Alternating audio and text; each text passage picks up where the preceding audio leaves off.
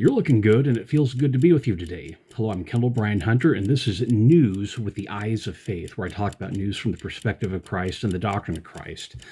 I'm going to do something a little bit different today. I'm going to talk about entertainment news. Now, remember I talked about this model that when you engage people, there's three levels of engagement. There's the philosophical level, there's the popular level, and then there's the personal level. The philosophical level is the high, rarefied, Aristotle approachy thing where you do things, just a very abstruse level of thought. And that's actually where the real work gets done, is on the philosophical level. It trickles down to the popular level. Now, at the popular level, there's two divisions of this. One is the nonfiction aspect. That'd be shows like Cosmos, Bill Nye the Science Guy, Neil deGrasse Tyson. There's this astronomy podcast I used to listen to a couple last decade. I can't remember. It's trying to blank on me. People who were talking not in mathematical equations, but they're using a sort of conversational talking. National Geographic is a good example of that one. The Lancet, that's a rarefied one. Then you have the popular ones, stuff like Discover Magazine, Popular Science. That's the second level, but that's the nonfiction level. But you also have a fiction level. That's where you get TV shows and artwork come in. And that has to do a lot with the entertainment we have. Then we have the personal level. Those are the one-on-one conversations you have with people in the elevator, around the kitchen table. That's the three levels of persuasion or inculcation. So I'm going to talk about this on the second level, the popular level, with the arts, how we're fighting the culture war. And it's really not the culture war. We're having a disagreement about how reality functions. Is it ultimately how reality functions, or is the ultimate thing how you feel? It's very interesting. That's where the conflict comes in, is persons just feel things are a certain way, or they verifiable in a certain way. So last week I saw Captain America Brave New World, and really it's, the joke, it's a Captain America movie without Captain America, although Captain America is kind of like the Green Lantern. It's a legacy title that gets handed on. There's this joke with the James Bond movies that that James Bond is actually a title that gets handed on to the different actors. You see that with Lazenby's movie, makes a comment about that never happened to the other guy, which suggests that, although that was just more of a fourth wall joke. So I'm not bothered by people complaining that this is not really Captain America. Yeah, it's just a legacy title, but it's really a Hulk sequel, and that's back from 2008. My thought is that it was like Oatmeal, lumpy, bland, and unfocused. Big bowl of oatmeal. It went through a lot of rewrites and reshoots from what I heard, and it just didn't have any clear direction to it.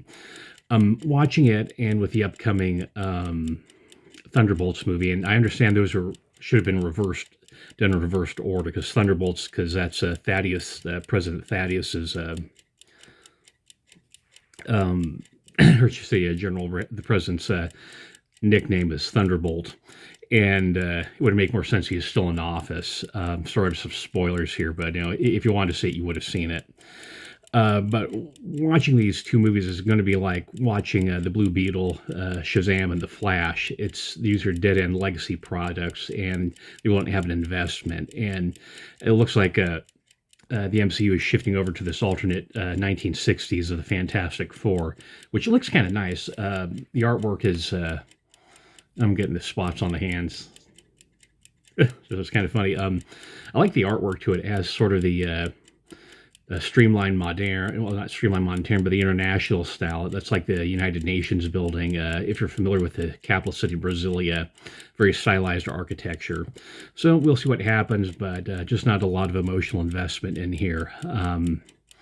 Also, too, with Doctor Who, there's some debate about being canceled on hiatus, or if they were just contracted for two seasons. Well, I'm not a Whovian. I'm aware, as I grew up, and it was sort of Tom Baker was the image I have of Doctor Who as a kid. I've been watching some of the episodes on Pluto TV, and I was able to see the first Doctor, the ones that are done in black and white. And it's interesting because the Doctor Who's companion, it was always, kind of like a male or a female dynamic, but first companion was actually his granddaughter. And it's kind of interesting. It'd be interesting to see how this whole thing where he's actually an alien from Gallifrey came out, and was a granddaughter mean? Was this his adopted granddaughter? I like Pertwee as a Doctor Who. It kind of impressed me. Like I said, I grew up with Tom Baker. Problem I had is that these were really miniseries. So you'd see an episode, it wouldn't get resolved at the end, so you'd have to sit there and do this heavy time investment. Rather, if it was just episodic, it'd be a little bit more enjoyable with the time constraints. But really, seeing these earlier episodes, the show is always a children's show. Let me see. I've solved that problem. It was a little bit lighter in here. And it just had accessible for adults. It's a bit like the Lost in Space episodes, the TV show.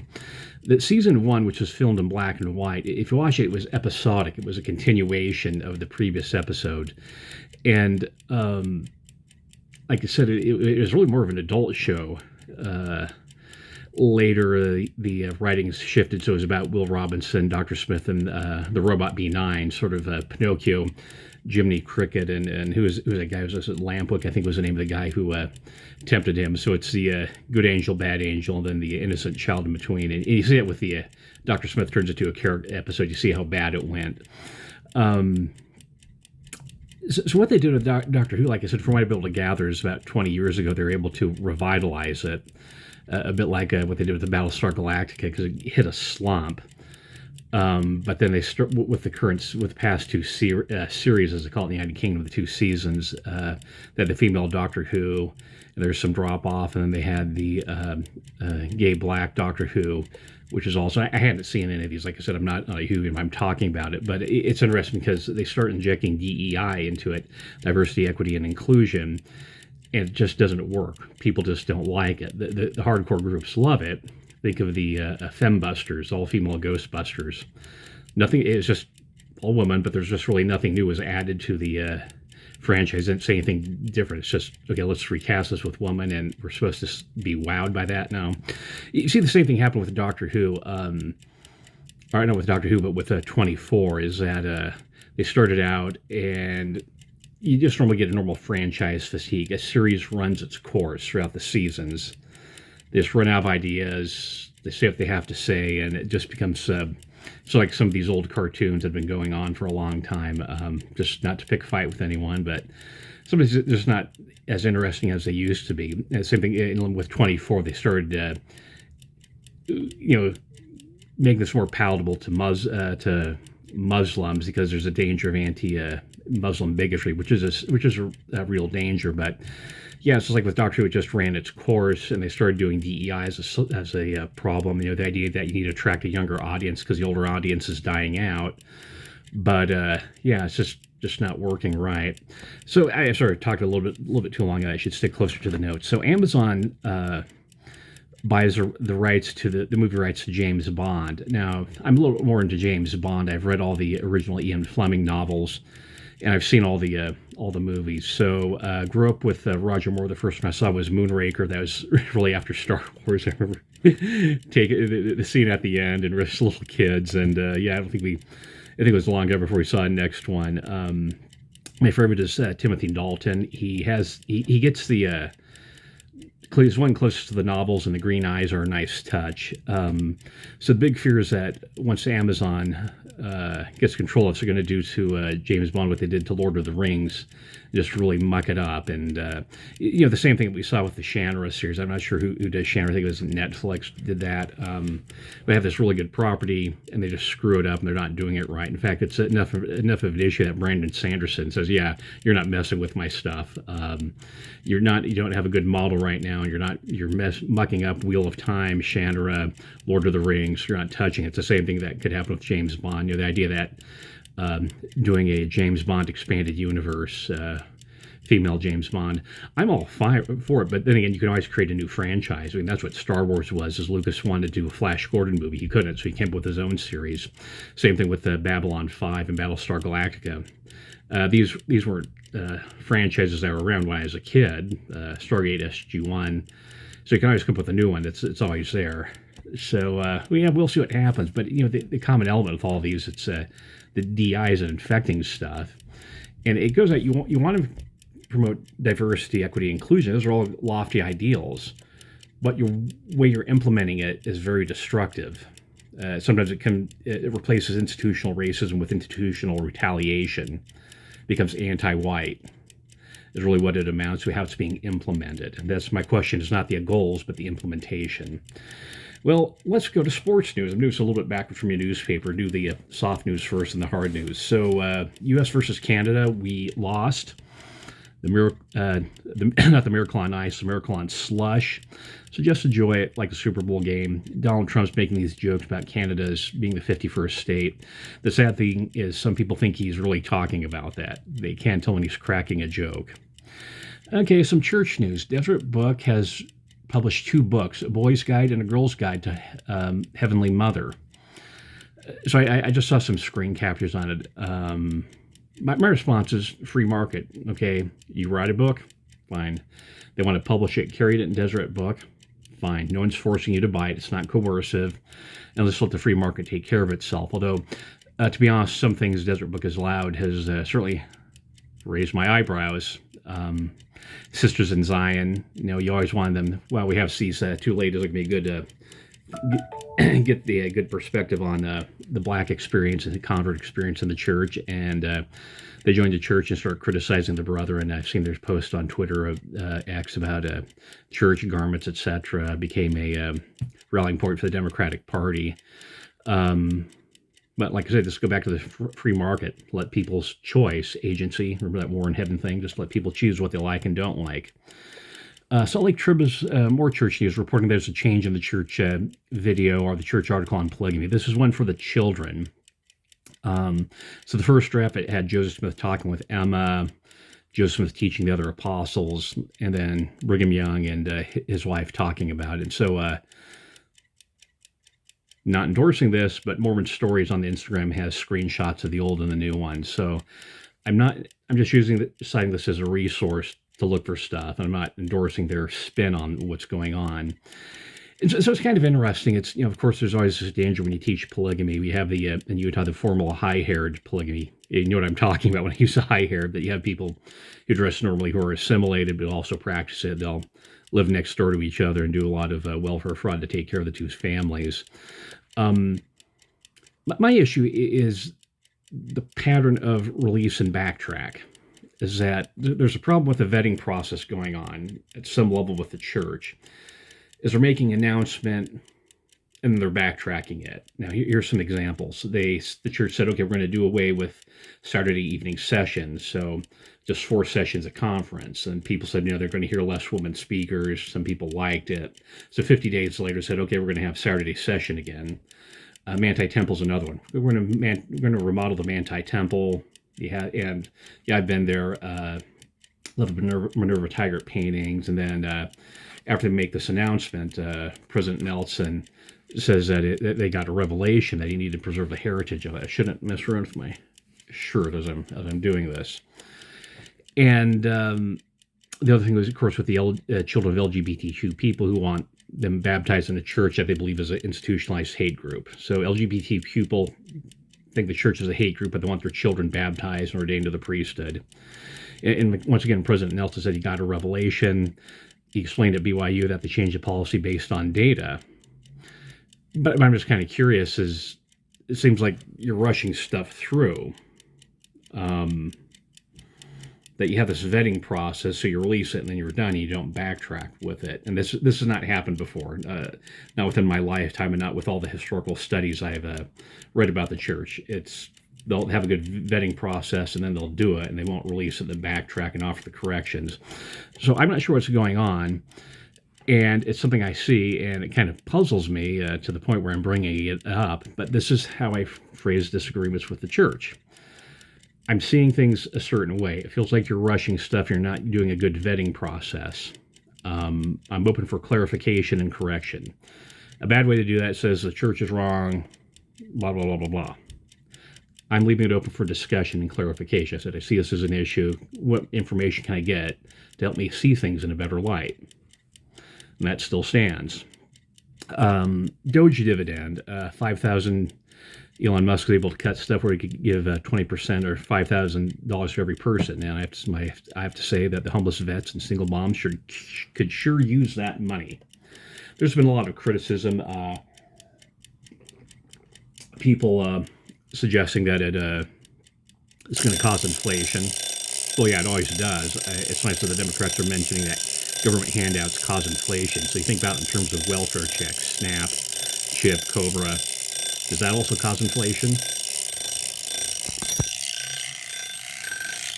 Okay, here's a life hack. This is a time management tool I use. I just crank it and to an hour, however long. Pomodoro is a system I use. I came up this idea on my own, but I just use this as a timer so don't spend so much time goofing on the internet and you manage your time better. That's today's life hack. So yeah, this Doge dividend will cause inflation, but so does SNAP and COBRA and welfare checks. Now, people bring up the point is that, yeah, you need to pay down the debt. Now, I'm debt-free. 20 years ago, I started listening to Dave Ramsey, and I haven't looked back yet. I'm grateful for the situation I'm in. Those are the negative ones. You really need to pay down your debt, and also you have the what's called baseline budgeting, is that they'll say, okay, next year we're going to increase by 20%. So you say, no, let's cut it back to just increasing by 10%, and they call that a cut. And it's like, well, no, you're not getting as much as you want to, but still it's an increase overall. And that's something Rush Limbaugh talked about, the baseline budgeting. And that's coming into this equation with Doge. But this is a good, it creates a good buy-in, the reciprocity principle. It's restorative justice. Some of this money was taken from the taxpayers unjustly to use on wacky stuff. It was government fraud, mismanagement. Some of it looks like it could be criminal. Auditing Fort Knox.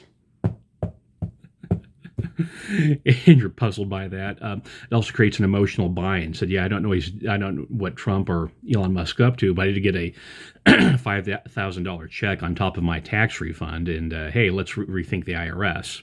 Just something that's very tangible and creates reciprocity. So I'm for it. Donald Trump and Stephen Covey's habit number 6: seek first to understand. Donald Trump will make a comment, and he uses he talks like a salesman, and that's what throws people off, is they're not used to hearing presidents talk like lawyers. Biden, Obama, Clinton, they're all lawyers.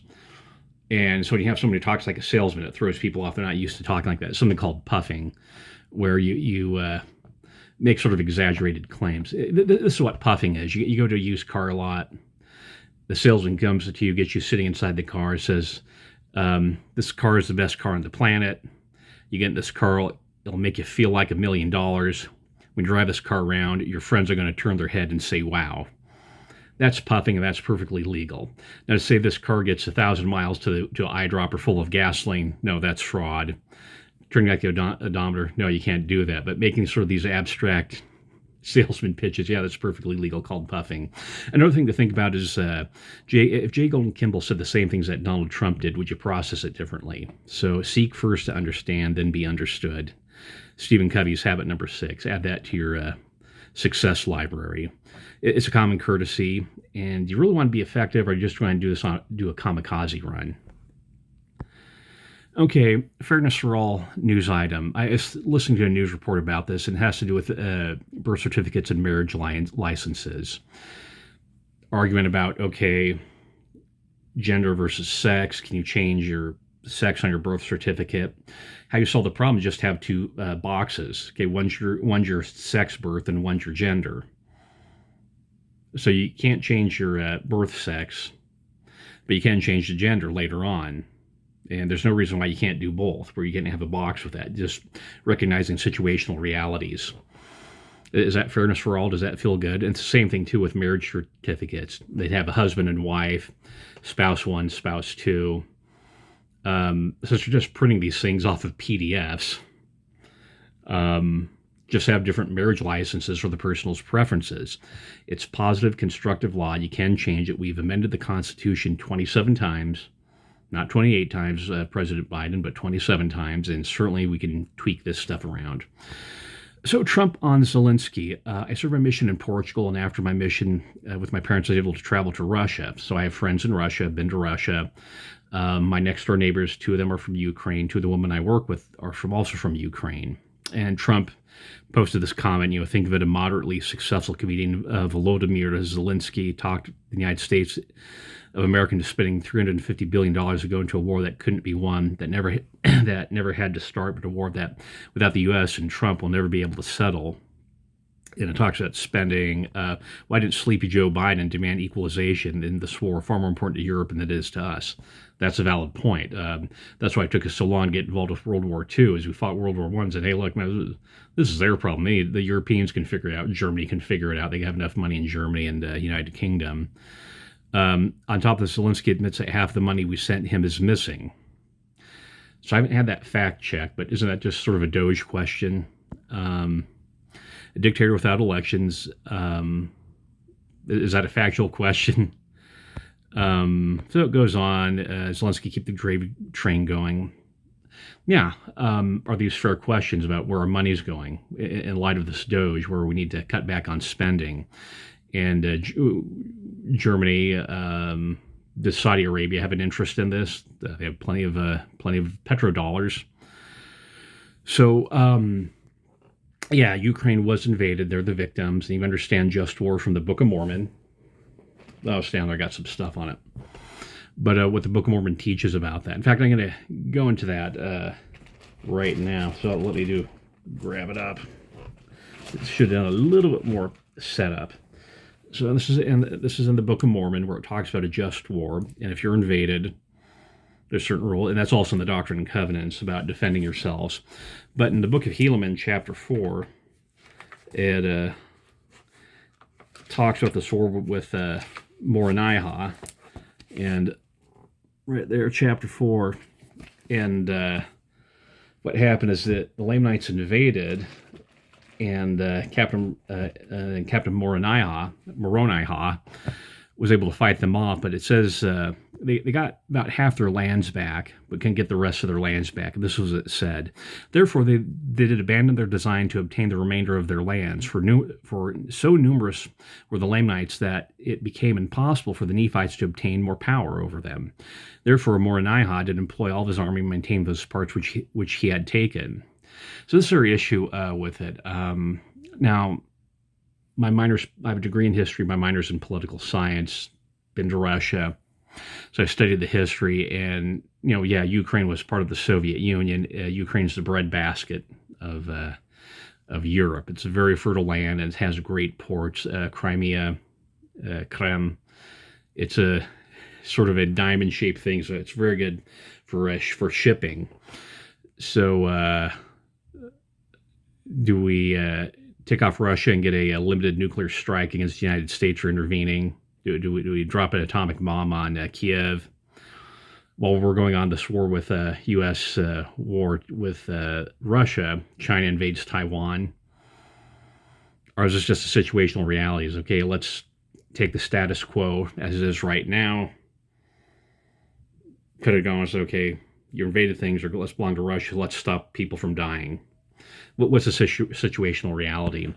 And are you willing to let other people die because you have this ideal? You're not willing to bend to the practical facts of reality.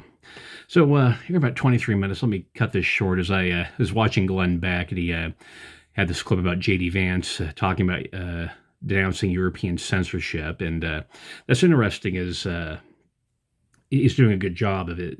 Religious freedom, freedom of speech, deplatforming, debanking, shadow banning, which was proved with the Twitter files. Section 134 says, we believe that religion is instituted of God, and that men are amenable to him and to him only for the exercise of it, unless their religious opinions prompt them to infringe upon the rights and liberties of others. But we do not believe that human law has a right to interfere in prescribing rules of worship to bind men, to bind the consciences of men, or dictate forms of public or private demotion. That civil magistrates should restrain crime, but never control conscience, should punish guilt, but never suppress freedom of the soul. And that's what you're seeing, is suppression of freedom of the soul with all the censorship going on there. You don't have free speech in Canada and the United States, and those are dangerous countries, and those are certainly the father of common law, and then our sister nation of Canada. You ought to find that frightening. When does a family proclamation become hate speech and imprisonable for teaching the family proclamation? Well, it's already going on. It's already happening.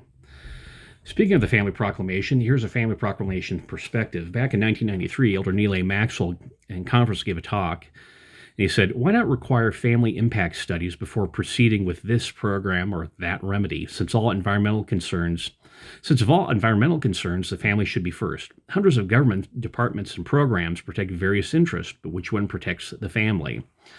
Now, contrast that. Now, that's interesting with Doge.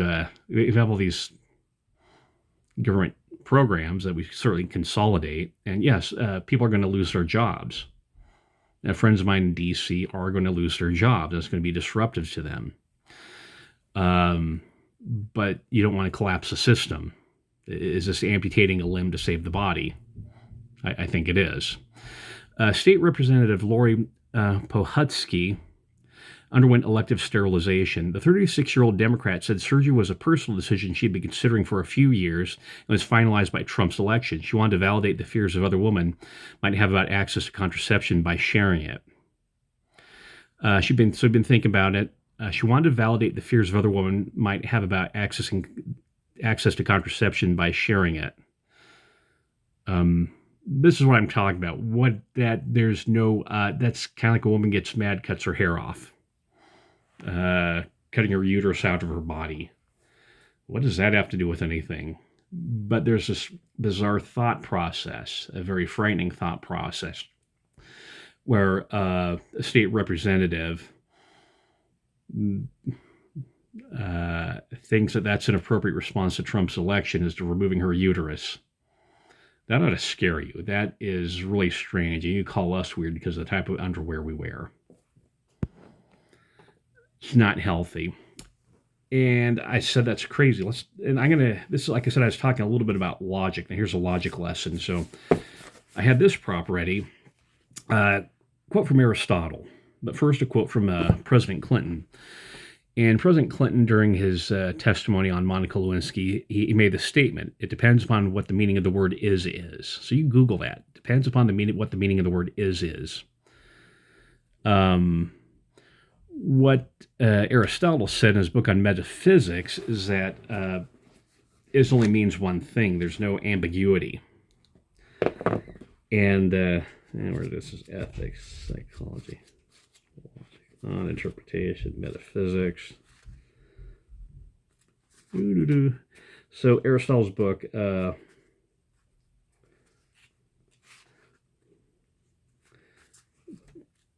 book 4, and it's book 4, verse 4, or chapter 4, so it's that. You can't see that. There are some people who, as we have said, both maintain that the same thing can be and not be, and say that it is impossible to hold this view. This is the view that many who study nature. We have assumed here that it is impossible for the same thing to be and not be at the same time, and on the basis have shown that all principles that is at least open to question. Let me grab another Aristotle book. Oh, where did I put it? Oh, it's back here. Excuse me for a second.